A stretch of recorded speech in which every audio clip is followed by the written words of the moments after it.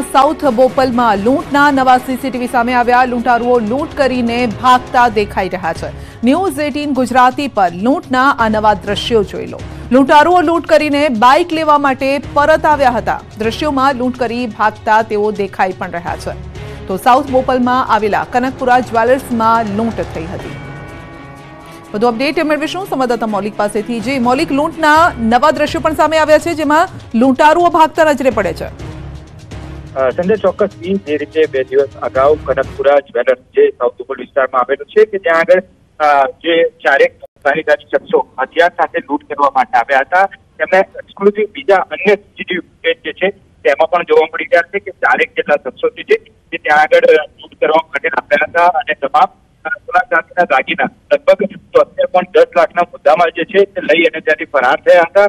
ત્યારે જ્વેલર્સ માલિક ભરત સોની જે છે તે પણ તેમની પાછળ પડતા નજરે દેખાઈ રહ્યા છે, પરંતુ તેમ છતાં પણ તેઓ ભાગતા નજરે પડી રહ્યા છે। કોઈ પણ સાધન છે તે નહોતા લઈને આવ્યા અને ત્યારબાદ ફરી સ્થાનિકોની વાત માનીએ તો જે રીતે એક બાઇક છે તે બાઇક લઈને આવ્યા હતા, જેમાં હેલ્મેટ સાથે દેખાઈ રહેલો શખ્સ જે છે તે પણ તેની ઓળખ થઈ હતી અને ત્યારબાદ 2 કલાક બાદ જયારે ઘટના સ્થળે પોલીસ પહોંચી હતી, પોલીસ તપાસ કરી રહી હતી, ત્યારબાદ જે એક આરોપી જે છે તે પોતાનું બાઇક લેવા માટે પરત આવ્યો હતો અને ત્યાંથી બાઇક પરત લઈ અને ફરાર થઈ ગયો હતો।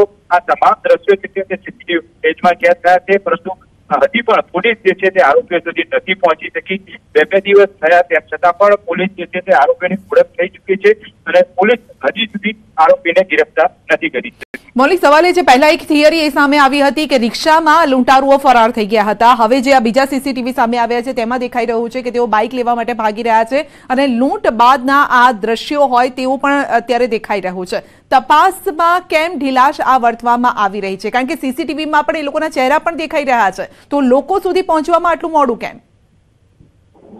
ચોક્કસ જે રીતે તપાસની અલગ અલગ થિયરી છે તેના આધારે પોલીસ તપાસ કરતી હતી, પરંતુ પ્રાથમિક રીતે જે રીતે વાત મળી રહી હતી, ભરત સોની જે જ્વેલર્સ માલિક છે તેના તરફથી કહેવામાં આવ્યું હતું કે લૂંટારુઓ જે છે તે ચાલતા ત્યાંથી ફરાર થયા હતા, કોઈ પણ સાધન લીધા વગર આવ્યા હતા, પરંતુ જયારે તપાસ્યા ત્યારે તેમાં ચોક્કસ દેખાઈ રહ્યું હતું તેઓ સાધન દ્વારા ત્યાંથી લૂંટ કરી અને ફરાર થયા હતા અને જે અગાઉ તેમને રેકી કરી હોઈ શકે છે, તો રેકીના દ્રશ્યો એટલે કે પહેલાના દ્રશ્યો જે છે તે સીસીટીવી ફૂટેજમાં જયારે તપાસ્યા ત્યારે એવું પણ સામે આવ્યું કે ક્યાંક વાહન લઈ અને હેલ્મેટ સાથે આવેલા છે।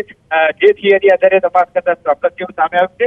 આસપાસના લોકો જે છે તેમની પણ પૂછપરછ કરી ત્યારે એવું ચોક્કસ સાબિત થયું કે ક્યાંક ને ક્યાંક તેઓ બાઇક સાથે આવ્યા હતા, પરંતુ ઘટનાને અંજામ આપી અને તેઓ ત્યાંથી રિક્ષામાં ફરાર થઈ ચૂક્યા। જી મૌલિક, આપનો આભાર અમારી સાથે જોડાવા બદલ। તો હજુ પોલીસ પકડથી દૂર છે આ આરોપીઓ।